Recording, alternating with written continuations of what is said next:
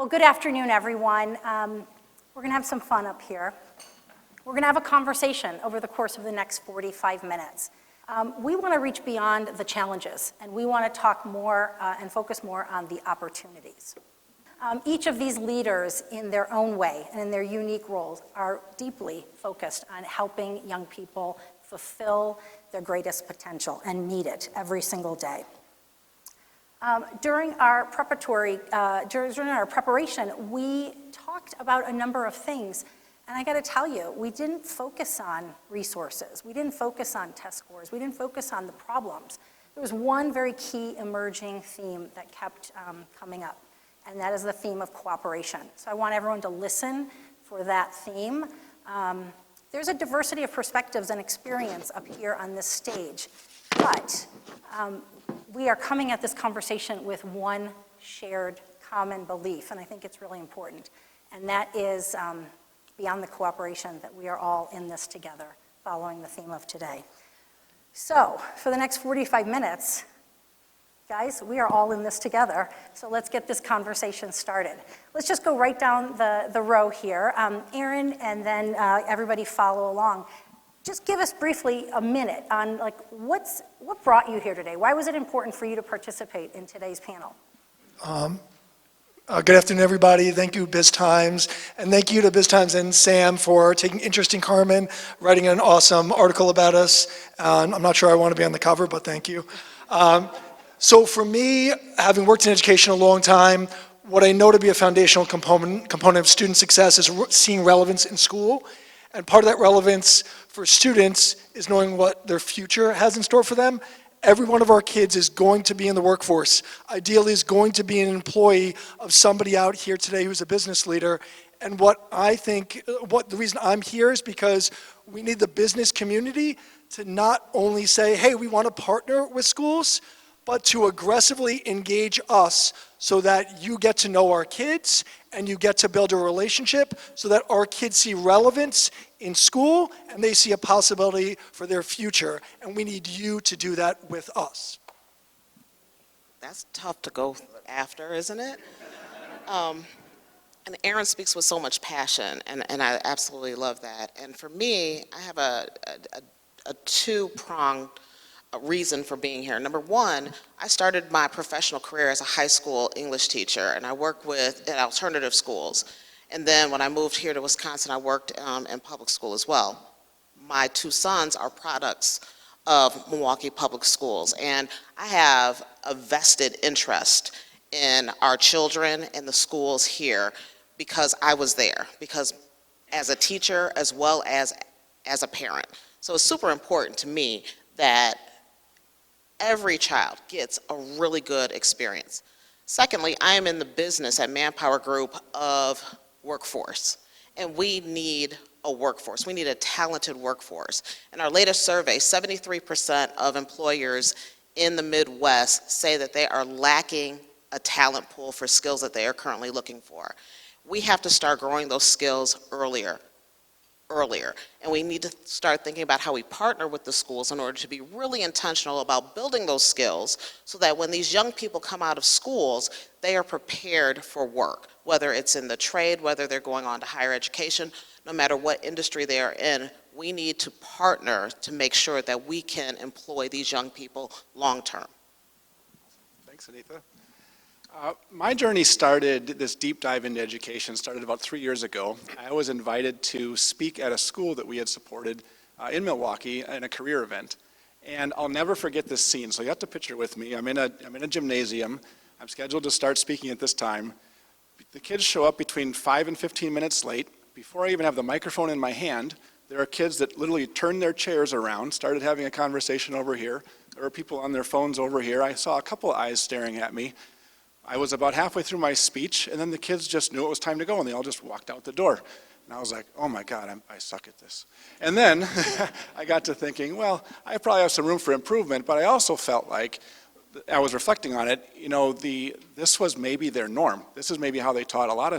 Felt like a lot of speakers were treated.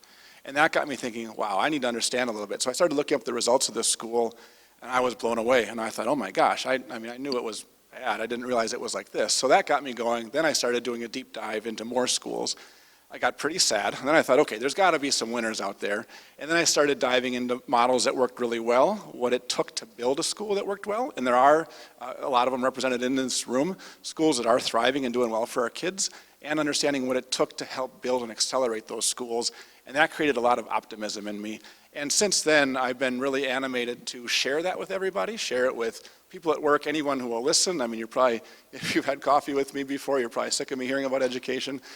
But I love sharing this world with doers because I think Colestin painted a picture that's bleak, accurate, but also belies the fact that we can actually do this. It's been done in other cities, and we don't have to despair. So I love to share that with as many people as possible, and that's why I agreed to come. Thanks. So I would say that first, I use note cards, and so you're going to get a lot of insights from me. Can you see that? It says thank you. So, no, seriously, thank you, Dan and Kate, for the opportunity. This is National Public School Week, and at Reagan High School, that's a Milwaukee public school. And I do want to say that I was excited when I saw the email to get the invite. And first and foremost was because connecting classrooms to the business. That has been a challenge over the years, but we're not here to talk about that. We're talking about the things that we're doing well. And I want you to know that at Milwaukee Public Schools, that is one thing we're doing very well. We are handling, and we take that seriously in terms of connecting students and the opportunities that we have. I'll talk a little bit more about that later. But I want to thank again for the opportunity and appreciate to be here. Thank you all. So I love the word animated. Hans is definitely animated, but so are all the panelists. We're going to start with the school perspective, and we're going to jump around a little bit. But Aaron and Mike, let's talk about, and Mike started to talk about some of his classroom connections and successes, and Kate referenced bright spots. Let's just talk about your schools, talk about where your work. Let's dive right into where are the successes in your respective experiences. Sure. So just a little background about Reagan. So Reagan started in 2003 on the south side of Milwaukee by a handful of parents and my mentor, Julia D'Amato. It's only had two principals, myself and Julia. I started with a Bill Gates initiative for $500,000. It had 6 schools in the Shoals complex. Anyone know where the Shoals complex is? On 20th off of Layden. With 6 teachers, 1 secretary, and Julia. She didn't want a program, so she asked me. So I was already involved, and I went in 2005. Today, it is a school with 1,400 students. It was mentioned about the $20 million expansion. What is going and what is worse in terms of success? What I would say is if we reflect, or I reflect on what we've done at our school, again, I can't be clearer about this. Any accolades or recognition that Reagan has received is a direct reflection of Milwaukee Public Schools. We've been ranked as high as 2. I'm not saying that to brag, I'm saying that because a lot of times this can happen in our city and it can happen in Milwaukee Public Schools. What do we do well?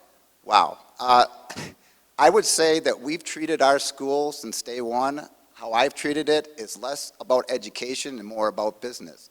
I treat our school like a Fortune 500 company, from hiring to placing to doing whatever we need to do. And by the way, we can talk all we want about education, and I'm not here to pontificate, but if you read the Wisconsin framework for principal leadership, whoever made that, it's like whoever was the Dalai Lama or Jesus, they know what the heck they're talking about. Do you know why? It has 22 points, and 1.11 and 1.112 is hire the right person, put them in the right spot.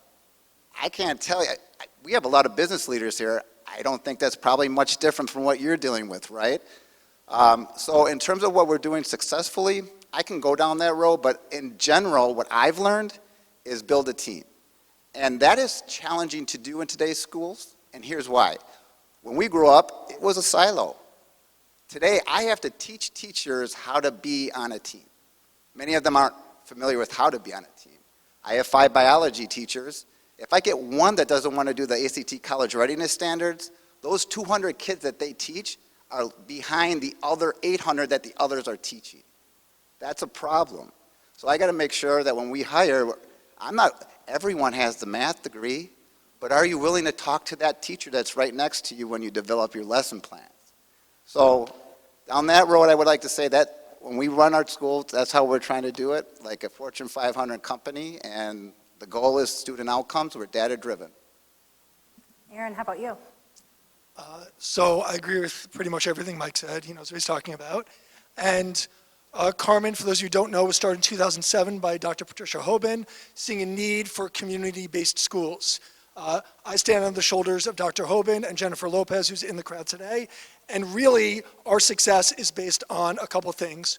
Our educators, who I think are phenomenal and mission-driven, and we develop them all the time because just like a sport or playing an instrument, you have to grow all the time if you want to get better. We are a public charter, which means we do not select our kids. We take every student who comes in the door, and the outcomes that I'm most proud of are the thousands of Carmen alum who are out in the community. Whether most of them live and work in Milwaukee or around the country, they live and breathe our values, and they're making our community better. So how do we get more students into schools like Carmen, into schools like Reagan? That's what I'm passionate about. And how do we continue to bring people into the education workforce and stay and feel proud of the work they're doing, knowing that no matter what, we're never paying them enough. So for me, the thing that Carmen is doing that's most successful is getting our kids to and through college or to and into workforce that speaks to their passion and a family-sustaining career. Yes, let's applaud that. So staying with our schools for just a quick moment, could you also, and I don't want to focus on negative, if there is anything negative, please add it, but let's talk about positive, negative, and everything in between. What are you both, I know you both at your schools put students at the center of everything you do. Give the audience a sense of what are our students facing today? Good, bad, and everything else. And anyone else, please feel free to weigh in too, because you guys are in schools as well. But I'm going to start with Mike and then come back to Aaron. Sure. So first I'll start off with a story about a student. If you really, can I just get how many actually were born and raised on the side streets of Milwaukee or in the inner city of Milwaukee? Can you raise your hands high? So one of the things, thank you, because I want to understand the audience in the sense, one of the things, having been born and raised as well in Milwaukee, that I think we all have to understand is that when you grow up in Milwaukee and you grow up poor, you want to do better than your parents. I don't care what Milwaukee public school you go to, I don't care what school you go to for charter or voucher. If you grow up poor, for many kids that I grew up with, that was our goal. We wanted to do better. My family didn't grow up and go to schools that were going to college at the time. My father was a self-made man. The reason why I'm bringing that up is I want to tell you a story about Isaac. Isaac was a U.S. presidential scholar at our school. It's about 5 years ago. I learned about 5 months in, he didn't tell anybody that he was homeless. He was homeless because he and his twin brother had to restrain his mother, who was schizophrenic, she had a knife, and she attacked them. Police came. That's the story, right?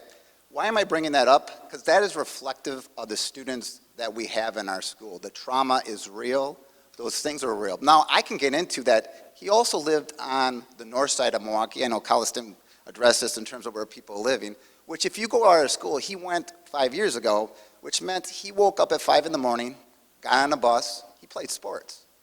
So that meant we didn't have the facilities at the time. So that meant Isaac had to go to his football practice, which is off our campus, after school, get back to our school, and then get bused all the way back to Brown Deer. By that time, I'm guessing it's 8:30, 9 o'clock at night. He was a stellar student. Obviously, he was a U.S. scholar, presidential scholar, the highest esteemed award a kid can get. And I know some of you might know Isaac. I bring that up as an example of, regardless of what's happening in kids' lives, please know that Milwaukee kids in general want to do better. And his essay to this day brings tears to my eyes thinking about it. He didn't talk about his mother in a way where he blamed. He said, I love her, I got to get a job. And by the way, the organization that are all in Milwaukee that will be today was very helpful with students like this because they can't afford college. Many students at my school can't afford college. And so we need more partners that can help them to rise above. And his essay was how he wanted to get a job as an engineer, which he is now, to help pay for, help pay for his mother's medical expenses to get the help that she needs. I mean, that's in a nutshell of what we're dealing on a daily basis in Milwaukee Public Schools. In terms of career, real quick, in terms of connecting the classrooms to the business, MPS is outstanding on this. They have internship programs, apprenticeship programs, junior biz program. We partner with MMAC. So there are a lot of opportunities within the career program. And by the way, if there's business leaders in here, Roemer MX, my parents were staunch Germans, OE is like an A, but ROEMER, email me. I'm telling you, you can ask some of the companies we work with, we have the talent in MPS across the board and at my school that right now you would want to hire in a heartbeat. No doubt about it. And it's challenging, I'm sorry, but that we don't have those type of connections where those kids can just go. They're ready. But a lot of times there's not a lot of knocking on that door. So if you are that person, knock on my door. I'm willing to answer. I'll set you up with kids that'll help your company and business. No doubt. And Aaron, tell us about Carmen. What are the students facing? Same students, similar challenges. I think that it's easy to get caught up in the things we can't control. The trauma kids bring to school, home experiences, socioeconomic status. What can we control is how we make sure kids feel belonging and how they see that they have unlimited potential.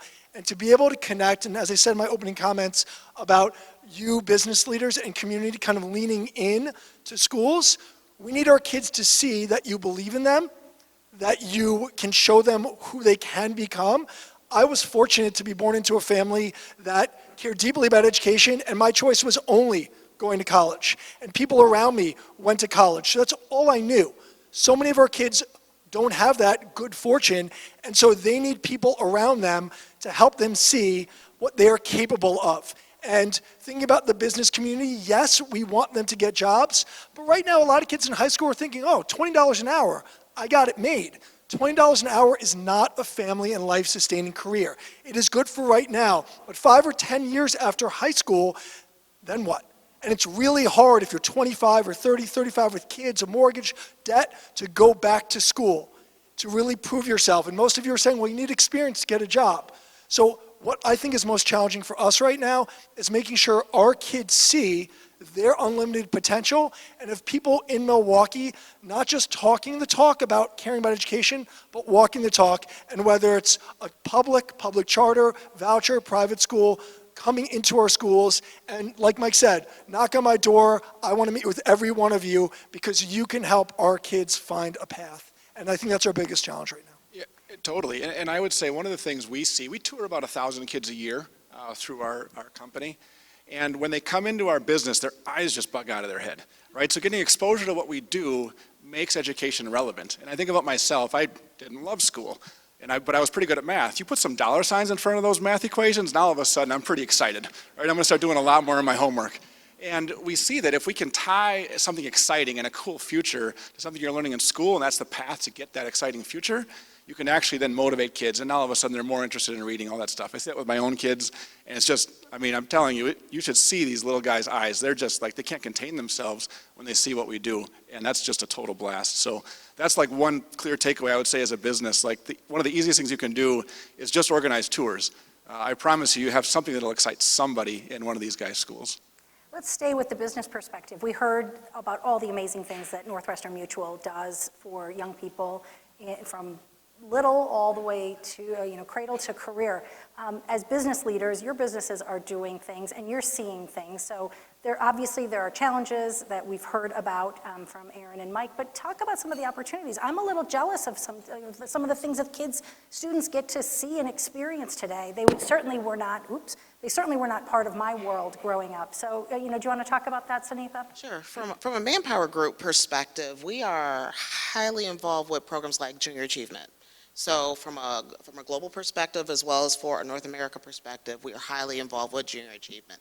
Additionally, we work with Crystal Ray, and we have interns come in during the week and work at ManpowerGroup to learn the business. And it's much more than just, putting up flyers and whatnot. We really want them to learn the business. And I think Tim had said this earlier, and this is my plea to other business leaders that are out there. There is a value proposition for investing in these students and to seeing the work that these students are doing. And a couple summers ago, I had 3 interns from all in Milwaukee come in and work at ManpowerGroup and do some really interesting work. Analytics, they did some research, they did a bunch of different things for me during that time period. But it was an opportunity for us to show them that here in Milwaukee, I work for a great big global company, all right, a great big global company, and there are so many more opportunities out there for you. And you don't have to leave Milwaukee in order to have a really great, successful career. And so it is exposure. It is showing them the what ifs, but it's also the practical application. And so here's my plea to the educators that are out there. There has to be a practical application in what we are doing and what we are teaching. And I'm speaking to you as a teacher. There has to be this practical application of what it looks like to translate the classroom into the world of work, because that is one of the biggest gaps that we're seeing right now. How do we get these students to understand how they apply these concepts that they learn in the classroom to work? They apply it through practical application, through internships, through special projects, through, some sort of programs where you're bringing people in and you're having them spend a day shadowing. What does work really, really look like? And it's going to be critically important that we think about that in those terms, especially from an educational perspective. Programs, for example, like Secure Futures, is a great example of how they take financial literacy and they put it in the classroom and they teach young people about budgeting and financial literacy and all kinds of different things. And you see the long-term impacts that this kind of education has because there is a practical application to it. I love it. So since we're talking commercials about Secure Futures and all in Milwaukee, let's go there right away. Let's talk about the more bright spots, because there are many, and you guys are experiencing them. You're serving with them. You're getting involved with them. You're bringing them to your schools and your classrooms. Let's talk about them. Who wants to jump in? And I mean, you guys already started with some. You've mentioned All In. You mentioned Secure Futures. Let's talk about either specific career training track programs or any of the other bright spots that we know exist, because we did a little prep work and we talked about them. Could I start with a simple program that doesn't have a name? And I'll start with a challenge that we face among a lot of our new hires. So those of you that run businesses, certainly in the last probably 5 years, we've seen the challenges with our entry-level folks are, can you show up on time and try hard? And then some of the basic skills like, can you read this safety manual and understand what you're reading? And then can you read a quality control report or QC report and understand what the numbers mean? And the program that you do in your schools every day when you're insisting on attendance, all those calls, you're doing that program that we all need to have happen, because that habit of showing up every day on time, ready to work, ready to learn, ready to try hard, that is a skill that will get you, 80% of the jobs in the marketplace. Literally, you don't need, for our company, we probably have a dozen jobs that require an advanced degree, but the other 100 plus don't need an advanced degree. You just need to have that show up, try hard, and have some of those basic skills. And when you insist on high standards in your schools, making sure that, I do need to give this person a little extra help, or maybe I do need to give them an F on this reading quiz because I don't want them to fail the safety protocol reading quiz that could hurt them. That's the time to fail, is in school. So what you guys do every day is the program, and that's directly meeting the needs that we have in our company. And I'd just like to add, programs like MKE Fellows. It's also a really great program here in Milwaukee that does a great job of immersing young people into business situations. And I think that's exactly what you're talking about, Hans. How do we get them immersed in business-like, work-like situations so that it becomes part of how they show up? It becomes part of what they do every single day, because it's not new. This is also the accountability that you talked about, and when you talked about, you need to give them an F on that. You don't need to give them just a pass because they tried really hard. When you get into a manufacturing environment, for example, on the line, you must be qualified to work. All right, you must be qualified to do the job, and in some manufacturing lines, for example, you can't even be scheduled until you pass the test to be qualified to work. And so people can't even work, even though they're showing up, because they haven't been qualified to work. So therefore, we have to show accountability. We have to say, yeah, you made a mistake on this, but this is how you turn it around. And keep going and keep pushing. So programs like full immersion, programs where they are actually apprenticeships, where they're in with business leaders, where they're sitting down with them, whatever trade it might be, is super important. Programs like, and I'll say it again, Secure Futures, all in Milwaukee, MKE Fellows are super important to this community, and they are kind of that connective tissue between the schools and the businesses. Because sometimes as business leaders, the reality is we're supposed to be making money for our business and our shareholders, right? And sometimes we might forget to make those connections. But there are wonderful programs out there that will connect us to those schools and remind us of where our priorities need to be. I want to build on what you're saying because, yes, and I think the networking that you all can help us with, and I'm going to shout out somebody specific. When I returned back to Carmen, through a colleague of mine, she connected me to Aaron Towns, the handsome gentleman sitting right over there from BMO, and he chose to lean in and open up his network to me. And through him, we built a partnership with GPS Ed, an amazing organization, WRTP Big Step, Generator, all organizations that are looking to do exactly what you're saying, which is say, hey, students, here's exposure, here's certifications or pre-certifications. So whether or not you're going to end up being the executive at Northwestern Mutual, or you want to be a plumber, or you want to be in another STEM field, we can get you there so you graduate high school or go into college with a real career, with real money that you can make, $40,000, $50,000 out the door. That is powerful stuff, and somebody like Aaron opened up the door to Carmen to build those relationships and made it easier for us. So there are a ton of success stories out there, and I think it's individuals out in this room right now or out in the community who couldn't be here today who are saying, wow, how can I connect? Because it's a win-win, as Tim said. It's win-win-win for us, for the business, and certainly for our kids. I would add that at my school, we have a career program. In the IB, they call it the career program. We have 3 tracks, the health services and science, as well as IT, in which you can either program and or do web design. And then we started the third, which perhaps could be the most important, and that's what I'm going to segue into, and that is education. This past 5 years, I've seen less and less qualified candidates. I'm sure you can speak to that in terms of where we're at. And we have a robust career program. Now, with that in mind, we actually have a course called Professional and Practice Skills that teaches kids how to have social skills. Or I think in the East Coast, they call it 21st century skills. And it shouldn't be as hard as I had to do in terms of fight for to get that on a report card. So there are skills that, and I know there's employers in here who don't have communication skills. They don't have social skills. They can't think for themselves, right? Time management. These are skills that, at least at our school, we feel strongly are as important as I can do a calculus problem or something to that extent. And I think in some sense what I'm asking the business community is we need to make some noise, because I know you're having issues out there on those types of things. Where kids are coming in. If there was a matrix, oh, the kid's qualified, but the kid, he told me when he was going to do his interview. This new generation, I just had one last week. I can't do it face-to-face, but I'll do it virtual. I don't know where you're from, but I'm like, nope.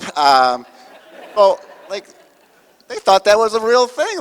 Anyways, so, it's funny, but not. I mean, we need to teach our kids. Here's all the things that we have in terms of skills that you're not going to learn in a math book, right? So, yeah. So you guys all know my background is in government, and so I got very used to people saying, why can't government behave more like business? And I want to ask each of you your thoughts about, schools.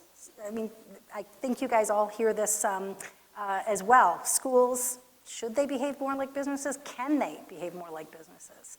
Who wants to take that one first? Hans, go for it. Come on. All right. Yeah, I'll go first. And I would say, Absolutely, but not for maybe the ways that people think. Like in a school, we're not trying to generate a profit and build shareholder value, which is our job in running a business. But our job in running a business is to have an organizational goal to array incentives and people toward that goal to measure results and ensure that we get there. So the tools to get that done are broadly applicable. And it's something I've learned in my time on a school board and even in a nonprofit working on education reform, is an effective organization has essentially the same principles. And the things that we learn in terms of how to set a 10-year goal, how to set a 3-year goal, what are you going to do to break that down into a 90-day window? How are you holding yourselves accountable? How are you measuring? How do you manage your people? How do you measure your people? All of those things are exactly the same skills that has helped us, in my role on a school board, help accelerate the growth and the effectiveness of our organization. So yeah, while it may feel different and it might feel like, oh, now we're going to try to make a profit, that's not the whole point. The whole point is being effective in getting what we're supposed to get done. We ask a lot of basic things. Like we get caught in the minutia at work sometimes, and I'll sit back and say, hey, does that make good rock and does it put it in a truck? And if it doesn't do those two things, what the heck are we doing, right? And I think the same thing could happen in school. You might be sitting there and thinking like, does this help our kids live a great life? And if it doesn't do that, why are you doing it? Right? Because you get so caught up and these departments get their own empires and things just start going and all of a sudden you're doing stuff that doesn't align with that singular mission. And to that extent, I think there's a lot of overlap. Can I just add to that? Because I think you're spot on, Hans. And when you think about the framework of business and you think about, what I'm specifically responsible for as far as talent and performance, it's about everyone being aligned to the goal. But it's also about having a clear vision of what that goal is. And for leaders, one of your role in business, at least at ManpowerGroup, is that you create clarity for yourself and for others. And so that clarity is, what are we going towards? What are we running to? And based upon that, how does everything that I do lead to that ultimate goal? For our students, are we giving them a compelling vision for their future? And saying, this is what could be. Where do you want to go? What do you want to do? This is your vision for the future, and let me help you think of how the steps that you need in order to get to that, the people that you need to meet in order to help you navigate to get to that particular goal. So the same way we do in business when we're thinking about goals and how we achieve our strategic vision and how we're operationalizing that strategy, we need to have that same mindset when we're helping these young people think about their futures as well. I couldn't agree more, and I think organizational health is organizational health. And as long as, like Mike alluded to, how important it is to hire well. We have a set of core values at Carmen: empathy, belief, and growth. That's the lens through which we look to say, are you a good fit at our school? And if you are, what are we going to do to support you, grow you, hold you accountable, and ultimately provide great outcomes to our customers? And our customers are our families and our students. So we have to provide great customer service to our families, and we have to provide great outcomes who are our kids. And if we're doing that, then that means we are supporting our adults, we're making them feel seen, heard, valued, and also holding them accountable, because ultimately they're responsible every day for the most important thing in somebody's life. And if we're not going to do that well, you should not work at our school. But if that's important to you, come work at our school, we'll grow you, and then our business is successful. And then it's a flywheel. More staff want to come, more students want to come, more good outcomes in the graduates that we help create along with our families. Yeah, I could agree more with that too. And I would offer just a slightly different perspective. And I'm not saying that I'm this person, but in education, my 30th year, there are a few people, and they are the exceptions, that can think and feel past the present moment in education. How I can prove this is, if I had $1, sometimes I feel like the guy from Netflix who went to the guy from Blockbuster and said, I got this idea, and the Blockbuster guy said, that's never going to work. And if I had $1 for every time we had a new idea at our school, and the people didn't understand the words that were coming out of our mouth. I'll give you an example of that. Carlston before had a slide up before about that math problem. Let me ask you a question. What if every teacher in high school was a math teacher? Because that's what we do. We have a math teacher leader, and we cover some principles across the core in every single class. I've had suburbs call because they want to know how we raised 10 points in our ACT in terms of their English and reading. The first question I say to them, and sometimes there's a long pause, is your Phi Ed teacher teaching literacy? Because that's what we do. our art teachers teach literacy, and down the road. It can't just be one in a silo type of thing. With that in mind, I do want to point out there are great books.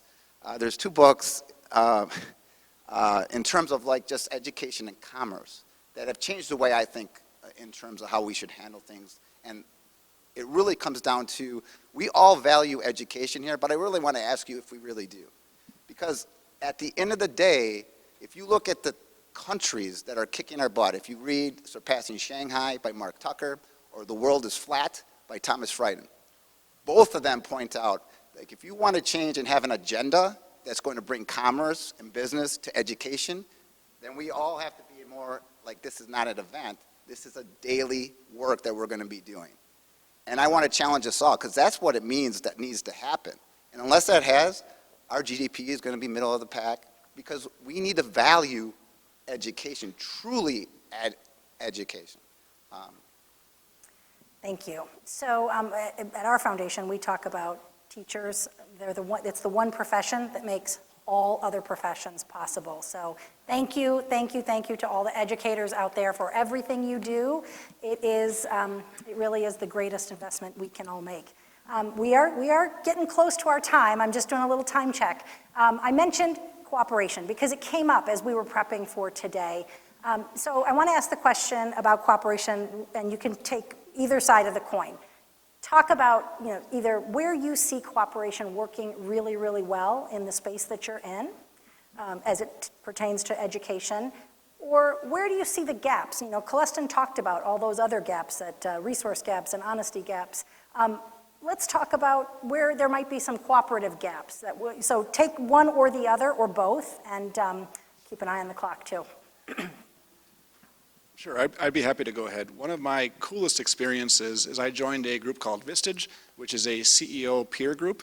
And in that group was a guy named Ted Knightsky, who was the superintendent of West Bend Public Schools. He now heads CISA 6. And the big takeaway there was his challenges were mine and mine were his. I learned a lot about organizations from him and vice versa.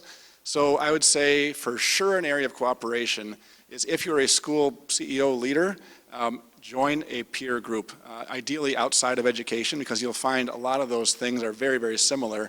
And then vice versa, if it's not possible for a business to get one of these CEOs into your group, can you have a co-mentoring program? Because you'll find the frustrations and the wins and the tools to succeed really are the same. And I think that peer-to-peer at the head, because leadership is super, super important, I think that's a gap that could be filled pretty quickly. And I'll let these guys go because I have a bunch of others.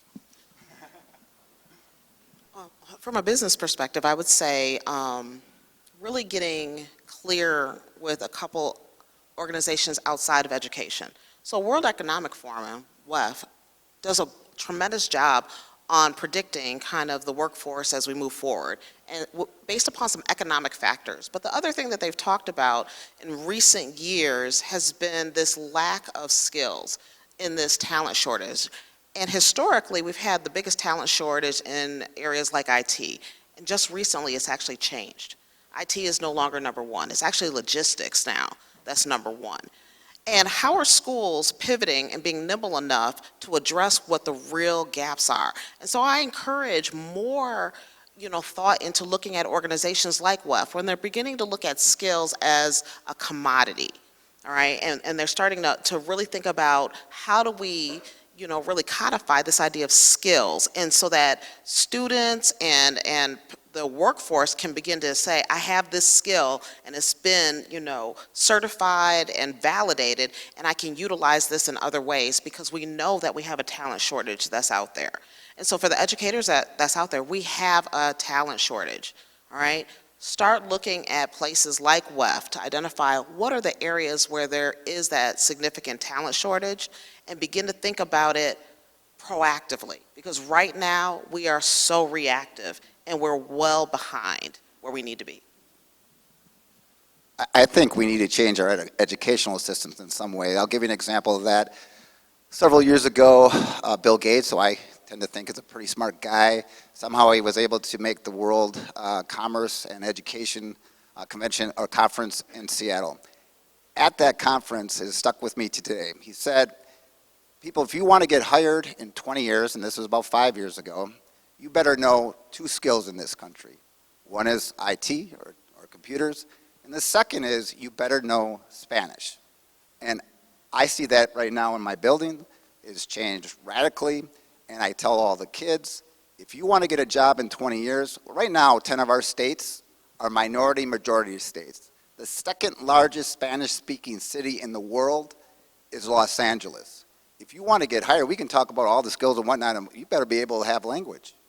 You better be able to go across sectors, and it is coming. By the way, don't shoot the messenger. Bill Gates said that. But long story short, I do want to do a shout out to, we have, and this could not happen in our school, I'm sure you have the same, we have fantastic partnerships, and it's about networking. We have programs, honestly, that wouldn't exist because of the funding, the ever-shrinking budgetary landscape. I see all in Milwaukee, Northwestern Mutual, and right down Zilber. These are partners who have come to our school, donated the money, and literally have donated scholarships or sponsorships for different things that we're doing.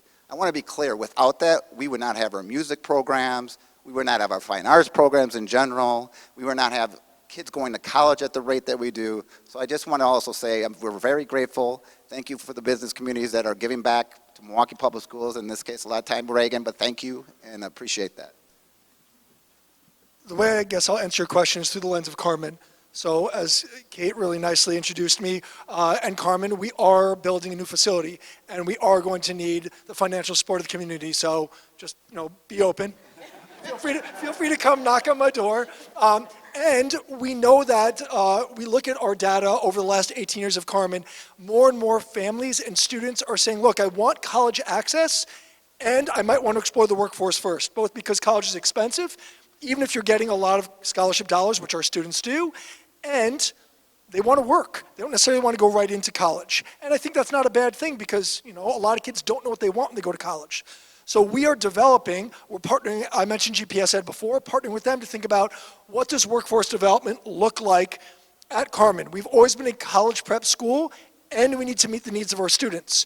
So what sort of experiences, exposure, pre-certification, certifications can students get? And I see that as a gap because there are organizations out there who are working with us, and it is a big lift to figure out how to do that well. And there are schools who are investing heavily in infrastructure to make that possible, and I think that is one route to go. We don't have that capacity, and we know that mechatronics might be the thing today, but in 5 years it might be something different. So we'd rather build mindsets and skill sets in students internally, but really externally with partners so that they can leave high school ready for the workforce. And I know that's what you all want too. So I see that as a gap, but an opportunity as well. Well said. Okay, so final thoughts. We have come to the closing moments of our panel. I'm going to ask each of our panelists to just say the one thing that they want to leave with you, the audience, today after what they've taken in throughout the entire program. For me, it's really hope. And I'm gonna let anyone else, I'm not going to pick on anybody. You guys just go however you'd like to. And for me, it's help. Would appreciate anyone's willingness, particularly in the business sector, if you were to have an active role, and again, across for MPS, because Milwaukee kids, they want to do better than what they currently are doing in terms of where they're at. All right, I'm not running for office, so I'm going to say what a super uncomfortable truth. Imagine an economic system where no matter how awful a business was run, no matter how awful their products were, how unsafe they were never allowed to go out of business, and you just plop their full revenue on their doorstep at the start of the year, just how our economy would function. We've tried that. Those economies tip over. It doesn't work. Why is it that we let a school who has 0 children at grade level, we just plop the same amount of money on their front door at the start of every year? That is unethical, and it needs to stop. And, let's go. But more than that, it is the only proven method where other school systems, New Orleans, Indianapolis, Denver, et cetera, have seen these stratospheric increases in their student outcomes, and then these kids are living better lives because of it. We have to have some courage. We got to close some of these schools, and we're going to help the other ones thrive, but you can't do it without closing the bottom. It's not right. The world of business is changing, and it's changing because our workforce has access to information at their fingertips, essentially. All right, and so now you don't go to training programs. You have a little widget on top of the system that kind of shows you how to do everything, or you get a YouTube video and it kind of pulls you through that. So I encourage the educators out there, the schools and the businesses to partner together in collaboration so that we can really think about the new evolution, of education. We need to think differently about how we're teaching. We need to make it practical application. We need to teach problem-solving skills. We need to teach critical thinking skills. We need to show our students how to show up, because even in business, you don't know everything. You are figuring it out every single day, and you're collaborating with one another, and you're constantly learning. We have to teach our young people how to do just that. Yes. I'll keep it simple. I know we're over time. I think collaboration is key, and thinking about how we support kids moving into the future. And I think we need to do that together because it is mutually beneficial for all of us, regardless of the school. So thank you for being here. Thank you for engaging. So we covered a lot, everyone. Thank you to our panelists. They are rock stars, they are community leaders, and they are our hope and inspiration. Thank you very much, everybody, and thank you for being such a great audience.